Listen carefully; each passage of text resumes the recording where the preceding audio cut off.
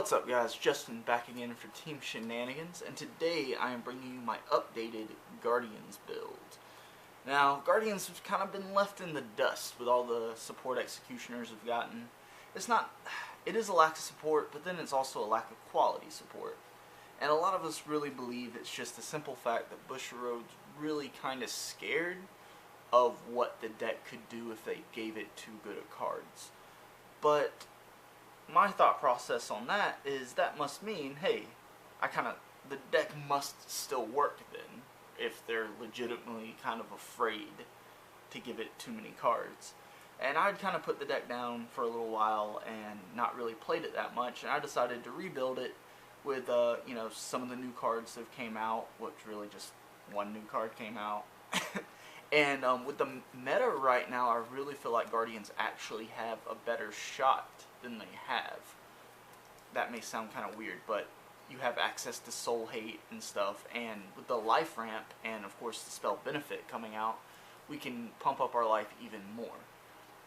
So without that, let's get into the deck. I run a Sparkling Envoy Kyrian as my buddy, and of course the Guardian's flag, which makes your life start out at 12, your hand at 6 like normal, and you only start out with 1 gauge.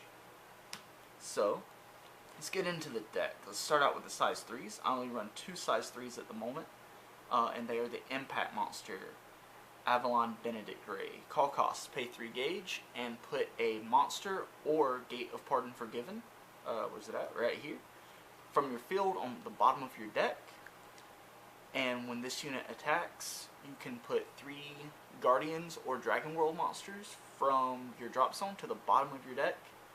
If you do, you return all cards on your opponent's field to their hand, and then however many cards were returned to their hand, you burn them for that much damage.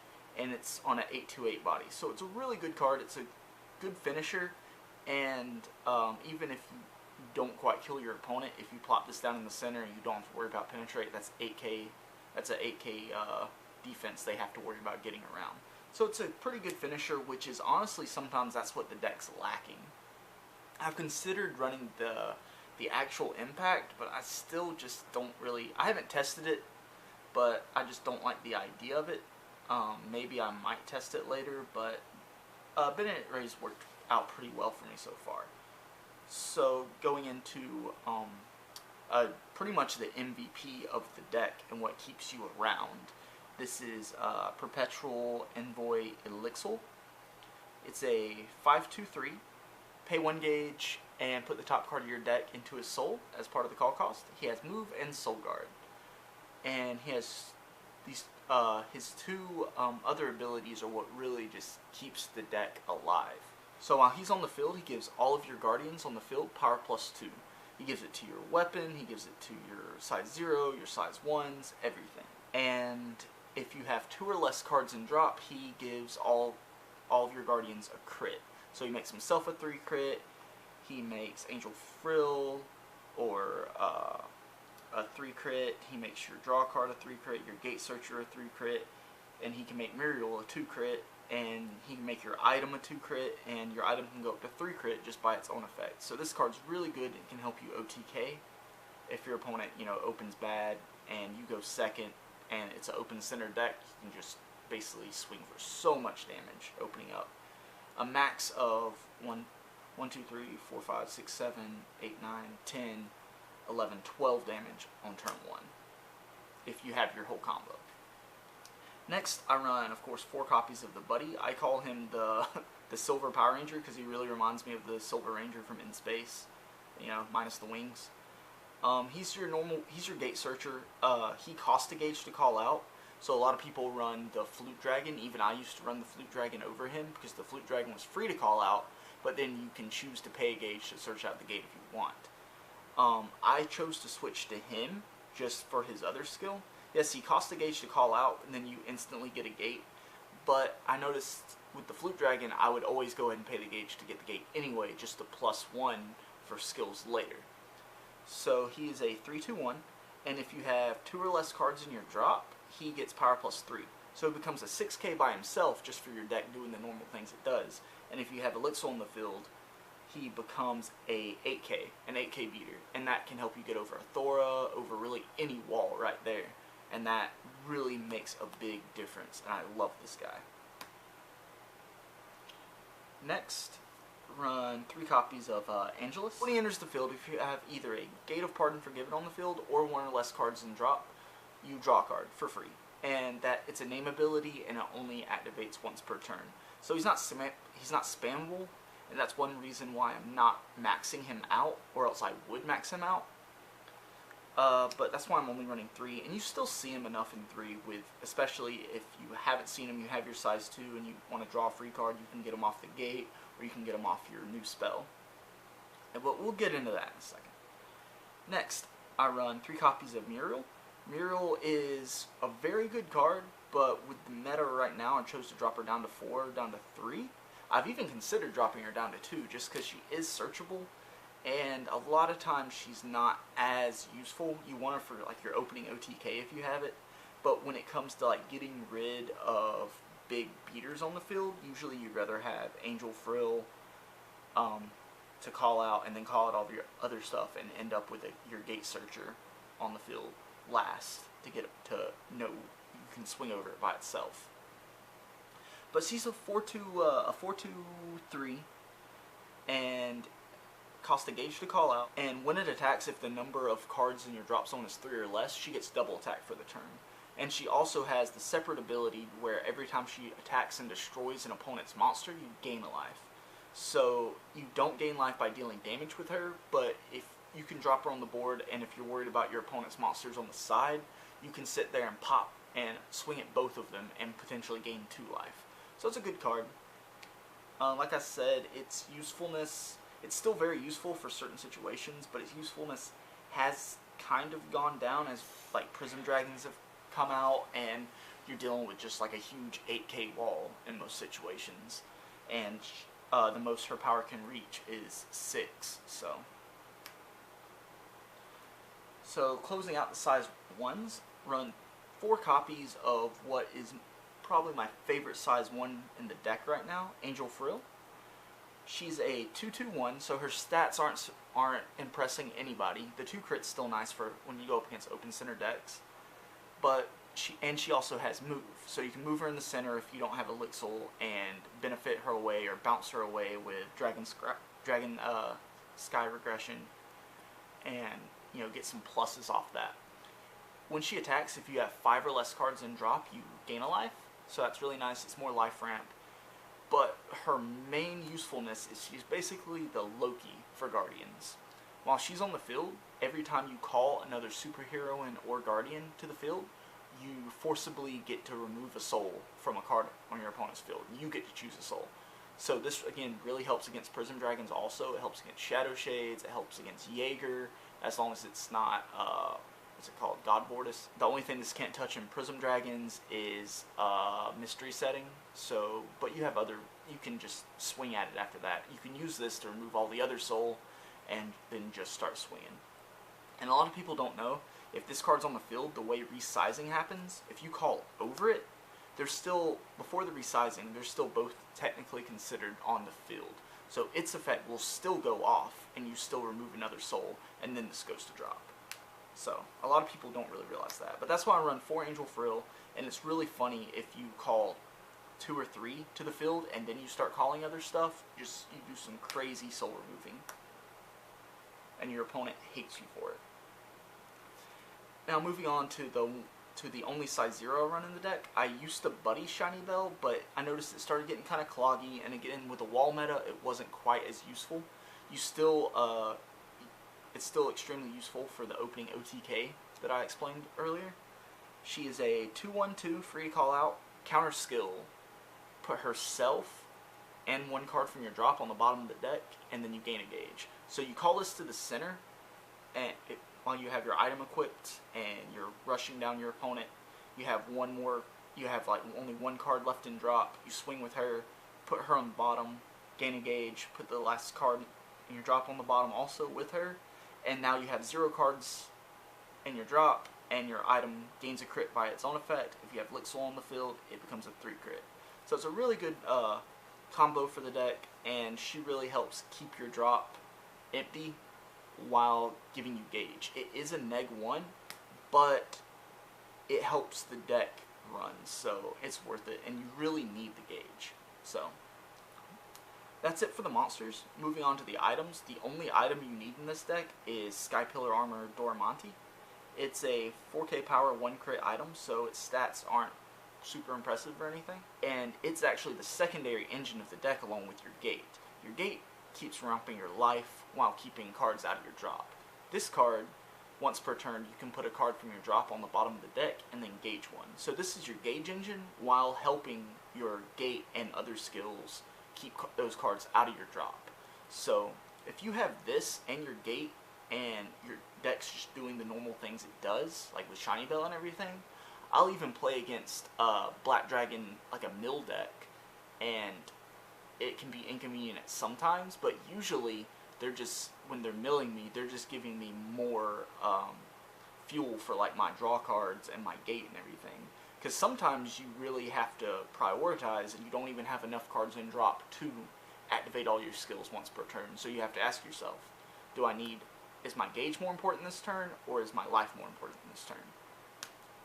And that's another reason why I've kind of picked Guardians back up in this meta with the new impacts that can't be nullified, the damage can't be reduced. Life ramping keeps you out of that range, and you can grind out Prism Dragons, you can grind out Shadow Shades, you can grind out Jaeger as long as it's not the Dynamite build. But even if it's the Dynamite build, you can get up to such an absurd amount of life where you can live through their Dynamite turn and then kill them. Now, you're probably not going to live through a second Dynamite turn because that card's amazing, but anyway, it's just, life ramping is just awesome in this meta, and being able to remove soul, and while also having a rush, and being able to stall with your movers and all your life gain is very nice. So we're going to move on to the spells now. The main spell of the deck is Gate of Pardon Forgiven. It's a set spell, and you can only set one on your field at a time, and its abilities are once per turn. So once per turn, you can select 3 cards in your drop, well, up to 3 cards in your drop, so you can select 1, 2, or 3, put them on the bottom of the deck. And then, if 3 cards were put, you gain 1 life. So it doesn't sound amazing, but gaining that, just the drop zone management, putting cards you need back in deck, and making sure your drop zone stays as empty as possible, and managing those numbers, really just makes the deck run so smoothly. And the passive life gain is still really good. It's only 1 life, yes, but that 1 life can keep you out of impact range. It can help you just live through that next turn. That 1 life literally just saves your life at some points.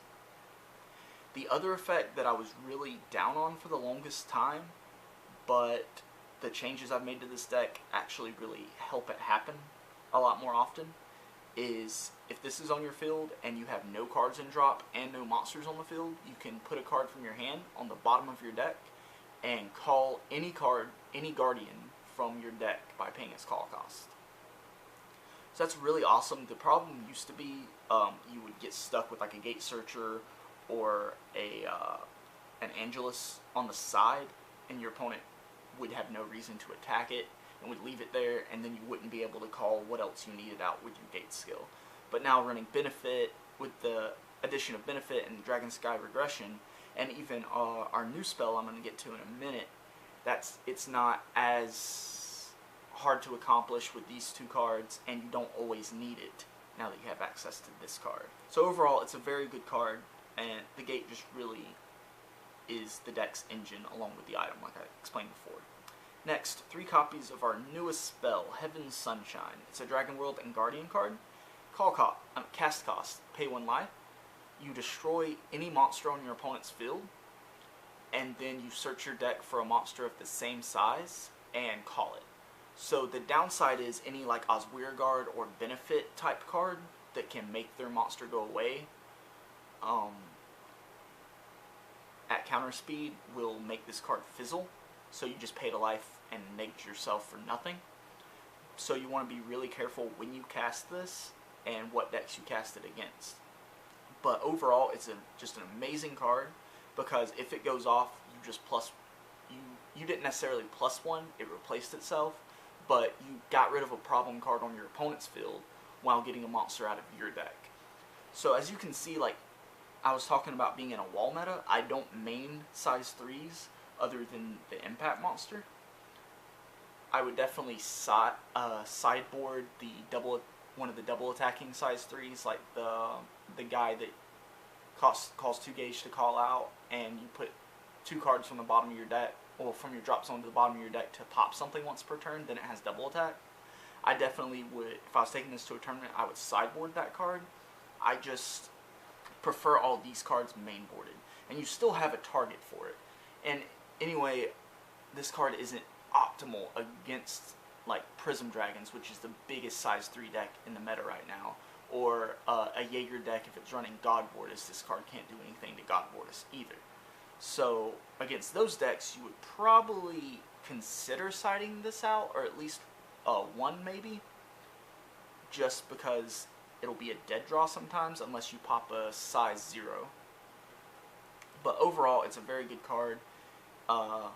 It can get out any of your size 1s or size 2s, and this card, even if you want to bump it up to 4, it can allow you to like lower the numbers of each size 1 you run, just because they're all searchable at that point. So it's an amazing card, much needed. Next, I run 3 copies of Sky Dragon Divinity. It's your draw 2 spell for Guardians. It is pay 1 gauge and a life, and select 3 cards from your drop zone and put them on the bottom of the deck, and draw 2 cards. And you can only activate this card if you have 10 or less cards in drop, and it's once per turn. I used to run it at 4, but it got kind of cloggy, it being once per turn, and also you're not always going to have the extra. If your deck's running the way it's supposed to, and you have your gate and your Sky Pillar armor on the field, you're not going to always have those extra cards in drop to fulfill its skill.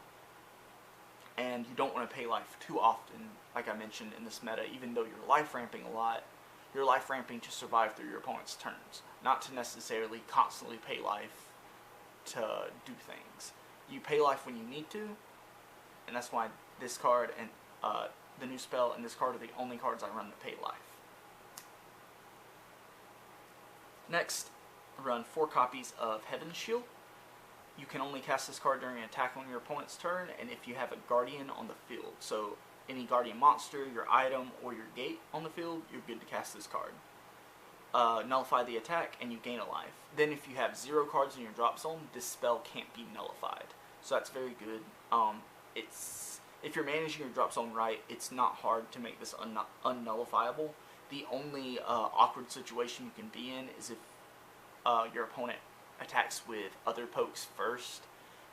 If you're at low enough life where you only have like 2 life or such, and they have a spell null, and they swing with multiple attacks, they're going to be able to nullify this, because you have no way on your opponent's turn to, once you start casting shields, they go to the drop, and then all of a sudden this is nullifiable. That being said, it's still Green Dragon Shield for Guardians. Oh, and just like Green Dragon Shield, you can't have a monster in the center either. So, it can nullify any attack, it can save monsters, but it does have the stipulation where if you move Elixir or Angel Frill to the center and they're swinging with Penetrate, you can't do anything about that. But that's where these next cards come in. I run 3 copies of This Shield Will Never Shatter. It's the Hero World Guardian Shield. It's the Solomon Shield clone. You can only cast this during an attack on your opponent's turn. Nullify the attack as long as it's not a link attack. Next, I run 2 copies of Dragon Sky Regression. It's basically the magical goodbye for Guardians, but you can only cast this as long as you have a Guardian on the field. So just like the shield, if you have your gate, your armor, or any of your monsters on the field, you're good to cast this. Counter speed: return a size 2 or less monster on the field to its owner's hand, and then if you have 0 cards in your drop, you gain a life. So it's just a magical goodbye that automatically gains its life if we meet the conditions. So it's a very good card. It helps you, like I said before, avoid Penetrate, and also it's a little bit of a life gain ramp. Next, the last spell of the deck, I run 3 copies of Benefit. So its cast cost is put a size 2 or less from your field into the drop zone, and counter speed. You gain 2 life, and 1 gauge. So that's all it does. It's kind of like an Osweir Guard. It is technically a neg one because you're putting the monster from your field into the drop, and then you're losing this card out of hand. But that's very much worth it to avoid penetrate, and it can even help and get the life ramp and get the extra gauge. Since this deck only starts with 1 gauge, having this card and your item and Shiny Bell to give you gauge is very important, because Benedict Ray costs 3, Elixir costs 1, your Gate Searcher costs 1, Mural costs 1, and that doesn't sound like much. Oh, and your Draw Spell costs 1. That doesn't sound like much, but when you only start with 1 gauge, especially if you don't see your item early game, or if they destroy your item, it kind of puts you in a bad spot. So this card can be very clutch. I've even, through my turn, I've had Elixir and a size 1 on the field, and I'm going to size out no matter what if I call Benedict Ray. So I'll only have 2 gauge, so I'll counter speed, put my size 1 in the drop, gain a gauge, go up 2 more life, and then call out Benedict Ray using that 3 gauge, and put my other monster that's still on the deck, still on the field, to the bottom of the deck. I was going to lose that size 1 anyway, so I just, instead of it needlessly getting thrown away, I gained the extra gauge I needed for Benedict Ray and gave myself 2 extra life.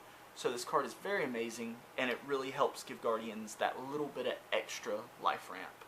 So that's my deck profile, guys. It's what I'm looking at right now. I've really liked the deck in all the playtesting I've done so far. Let me know in the comments below what you think about it, and the changes you would make, and how you feel Guardians stack up against the meta at the moment. But let me know how the deck works out for you if you want to try it and everything. And as always, guys, this is Justin for Team Shenanigans, signing out.